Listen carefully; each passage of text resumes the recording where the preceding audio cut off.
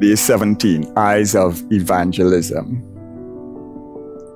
When we look at John, the 4th chapter, verses 7 through 10, it tells us about Jesus' encounter with a Samaritan woman. And I would like you to just take the time out to read that entire chapter. Why? Because we would see that Jesus went through Samaria because he had to encounter this woman, whereby his disciples were thinking about food, he was thinking about a lost soul. And this woman was at the well all by herself. Why? Because the other women would not associate themselves with her. And having encountered Jesus at the well and receiving the truth of the word,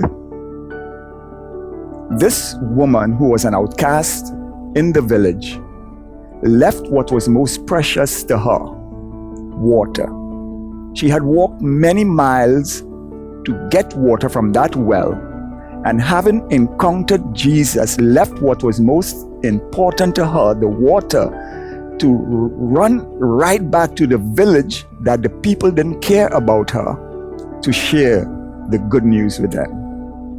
As we continue on this pilgrim journey, we ought to remember that we cannot pick and choose who we should share the word with, but we are supposed to share the word with each and every one that we encounter. And like this woman, in spite of being an outcast in the village, having received the word, she ran back to the very people that turned their backs on her, sharing this word. Come see a man who have told me all that I am.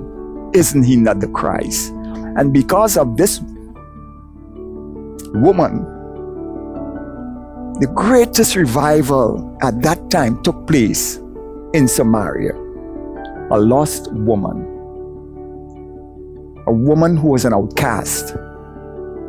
But because she encountered Jesus and couldn't keep it to herself, she made the difference in the people of Samaria.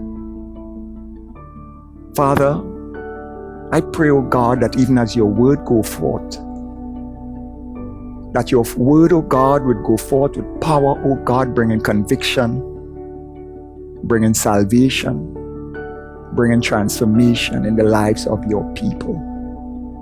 I pray, O God, that even as we go through this period of fasting, O God, that you would empower us, O God, as workmen in your vineyard, to share the word. To share the word with those that we encounter, O God, whereby people can be saved. Matthew tells us, O God, the field is ripe for the harvest, and that we should pray to the Lord of the harvest that he would send laborers, O God. So I am praying, O God, today that you would send the laborers that is needed, O God, as we go forth in evangelizing, O God, your people, all to your honor and to your glory. In Jesus' almighty name I pray.